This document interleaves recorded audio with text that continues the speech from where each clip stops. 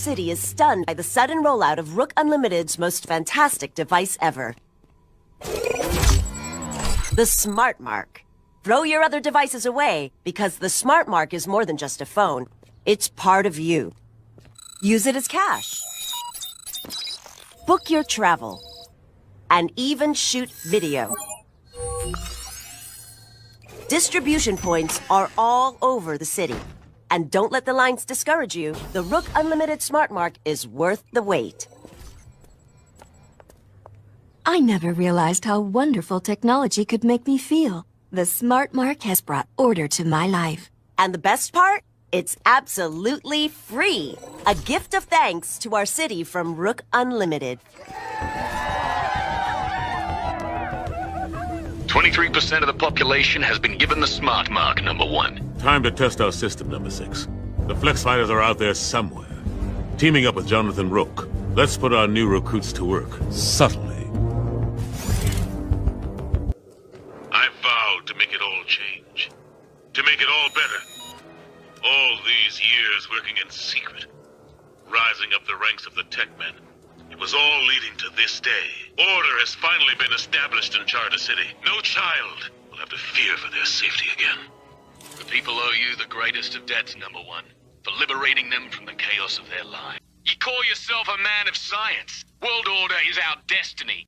Submit to a Smart Mark and join the glorious victory of order over chaos, or you will be eliminated. Us to get to our families. Maybe we can stop them before they get marked. They seem to be establishing checkpoints of some kind. This is how they keep order. This is the nightmare I warned you about. People think smart marks are brand new Rook tech that will improve their lives. They don't know they're being tricked. All smart marks so far. But your chip makes it possible to control everyone in Charter City, whether they're marked or not.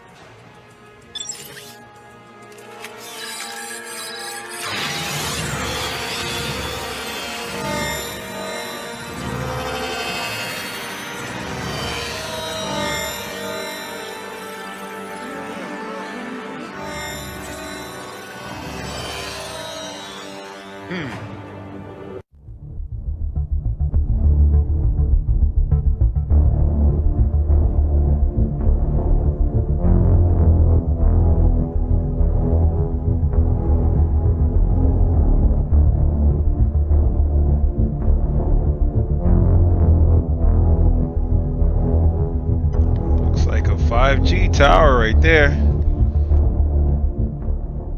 Joel 3:16. The Lord also shall roar out of Zion, and utter his voice from Jerusalem, and the heavens and the earth shall shake, but the Lord will be the hope of his people, and the strength of the children of Israel.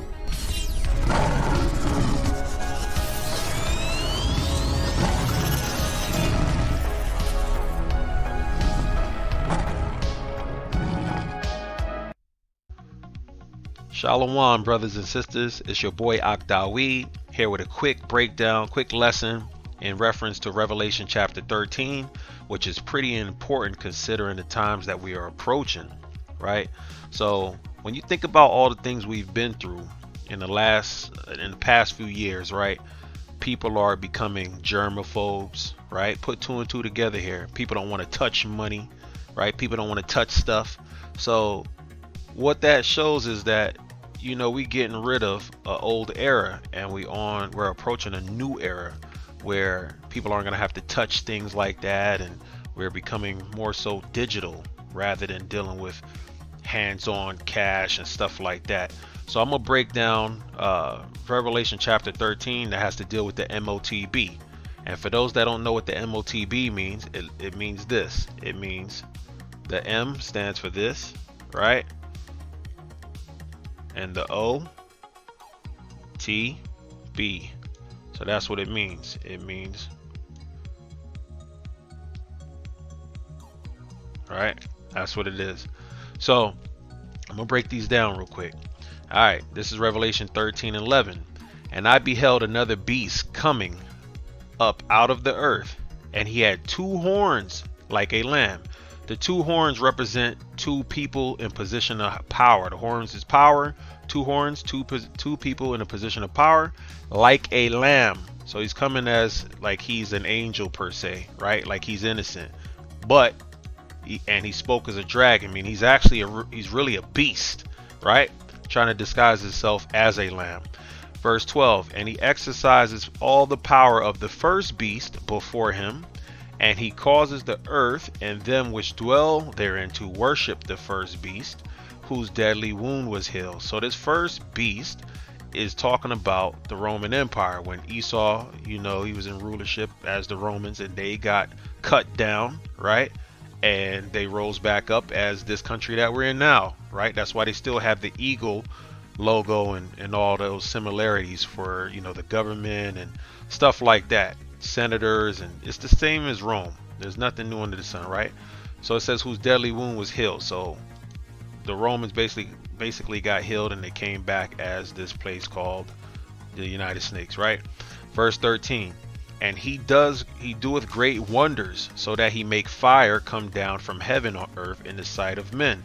So these wonders, right? It's not that he's actually using powers and all that. You know, Esau is advanced with technology right now. I mean, for a long time, he had slaves to help build all kinds of stuff, and he accumulated all kinds of knowledge. So he can make fire come down easy with a device, right? That, you know, like a plane, whatever, to make fire scorch down. That's easy these days. Verse 14, and deceiveth them that dwell on the earth by the means of those miracles, quote unquote miracles, which he had power to do in the sight of the beast, saying unto them that dwell on the earth that they should make an image to the beast, right, which had the wound by a sword and did live. So again, that's the Romans. They got wounded, but they're back again. You know, that's why you see Italy in the front seat. Rome is in Italy. Come on, put two and two together. And then it says, and he had power to give life unto the image of the beast, right? To give life to it is they're going to make this thing vivid. It's going to be a main thing. They're going to bring this thing to life per se, right? You know, out of nowhere. That the image of the beast should both speak and cause that as many as would not worship the image of the beast should be killed, right? So self-explanatory. Whoever don't worship this particular thing would be killed, because this is approaching their new world order or objective per se, right? And he causeth all, both small and great. That means people who are poor, everything on a little, the bottom, right? Who they consider the little people, rich and poor, free and bond, people in jail, people that's free, right? To receive a mark in their right hand or in their foreheads. So this means everybody, rich and poor, the free and bond, everybody has to receive this mark when Esau tries to make this thing effective, right? Push this thing in effect. And it says, and that no man might buy or sell. So keep in mind, this buying or selling, this is a big deal right here. Keep in mind, Esau isn't spiritual. He is carnal, a carnal person. He's fleshly. So everything he does is carnal. Now, when it says buy or sell, it literally means buy or sell. That's talking about future currency, right? Because we know how this goes. We went from cash, then we advanced to what? Credit cards. Then credit cards start having chips. Now people are start paying with the phones now, right? So little by little they're getting away from cash. That goes into why I said people are becoming germaphobes. They ain't going to touch these type of things. So in other words, they're going to go to a digital era now to purchase things and stuff like that. The digital era. So this thing ties in when you open up your eyes, right? We're in the future now, considering when this was made. So we should be able to see this clearly. And if you can't see it clear, you know, just pray for understanding. Hopefully that you can see it clear. Then it says, and no man might buy or sell, save, that means unless he had the mark or the name of the beast or the number of his name. Here is wisdom. Let him that has understanding count the number of a beast, for it is a number of a man, and his number is 666. That means 666. So this number is in representation to their digital code, right? Like you see on barcodes, technology, they all have 666 in them. It's their barcode. Now this mark, we're going to break this down. We're going to get the definition in the Strong's Concordance. So no man might buy or sell. Say he had the mark G5480. In the Greek, it says charagma. Let's get into it. Strong's G 5480. Charagma. Charagma. Charagma. Charagma, right? Now the definition for charagma: a stamp, an imprinted mark. So that's something imprinted. That means it's gonna go under the layers of your skin. This thing is actually gonna be in you. Layers of your skin. Some people say it's the RFID. Some people say, you know, it's philosophy. But let me tell you this: it is something physical. It's definitely gonna be physical because he's gonna want to monitor you, right? So that's physical. And then let's get into the definition of the mark, stamp on the forehead or on the right hand as the badge of the followers of the Antichrist. This is why people won't be forgiven, because it's a badge of the followers.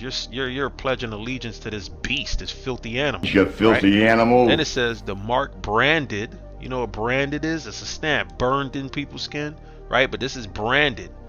Not saying they're necessarily going to burn it upon people's skin, but it's going to be in their skin, right? It can be what they would call smart tattoos, something in that nature.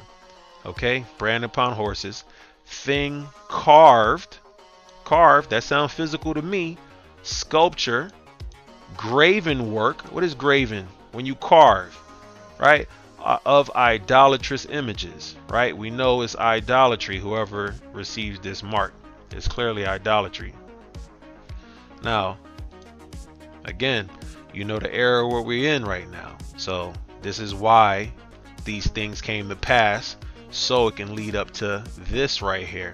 Now keep in mind, you got a lot of Israelites that break this thing down incorrectly, and I'm not trying to bash them, but you know, the Most High gave me this vision many years ago, a long time ago actually, before I was even in the truth. I actually had the understanding of this MOTB, and you have some people that don't.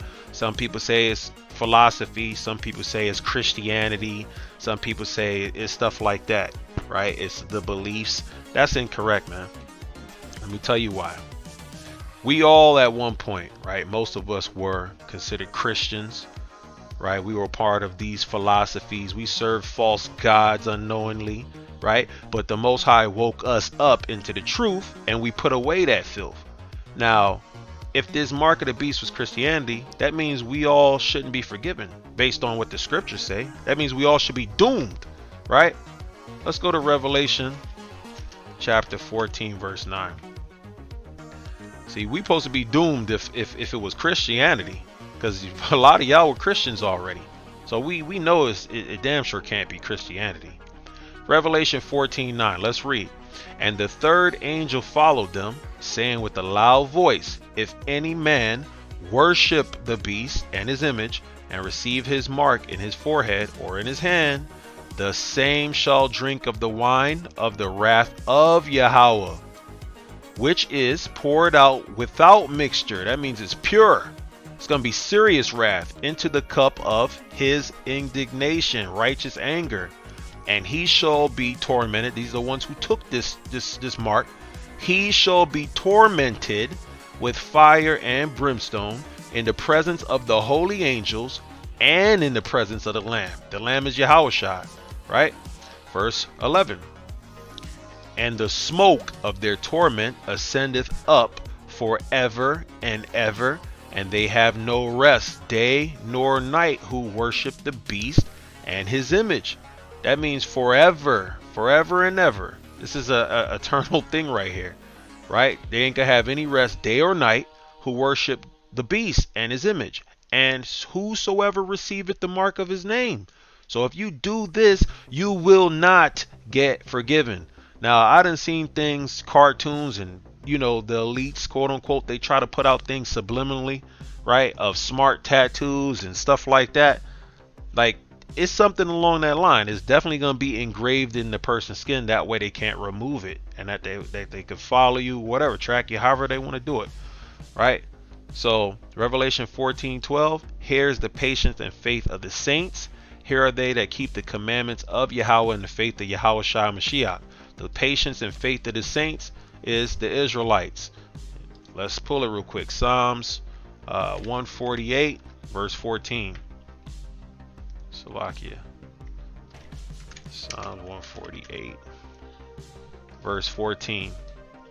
He exalteth the horn of his people, the praise of all his saints, even who? The children of Israel, a people near unto him. Praise ye Yahweh, Yahweh. So we know that Israel is the saints, right? So keep in mind, you will not get forgiven. You're going to get tormented forever, right? You have no rest, day or night. Whoever worship the beast and his image, whoever receiveth the mark. You know what that sounds like? We're going to go to Isaiah 66. So you're going to see what happens to the men that transgress the Most High in Yahweh. I believe it's in verse 23. Yep. All right, let's start at 22. For as the new heavens and the new earth, which I will make, right? That's the Most High, while Yahweh talking, shall remain before me, said the Most High. So shall your seed and your name remain. And these are all who don't take the mark of the beast. And here's how this showing about the Sabbath. Even in the kingdom of heaven, this is going to be a thing that we're going to do, a custom we're going to do every Shabbat, right? Verse 23, and it shall come to pass that from one new moon, that means one new month, to another, and from one Sabbath, that's 1 week, so from month to and a week, right? Each week, the Shabbat, to another, shall all flesh come to worship before me, said Yahweh power. And here it is. This links into whoever take this mark, and they shall go forth. This is talking about when, you know, we're leaving out from worshiping the Most High, while Yahweh shall on the Sabbath day. And they shall go forth as we're leaving out, and what? Look upon the carcasses of the men that have transgressed against me. That's what the Most High is saying. For, what did it say? Their worm shall not die. It's talking about their body. Neither shall their fire be quenched, and they shall be an abhorring unto all flesh. What does abhorring mean? Let's get it. They shall be an abhorring. H1860. 1860. Abhorring. Abhorrence. Unused root.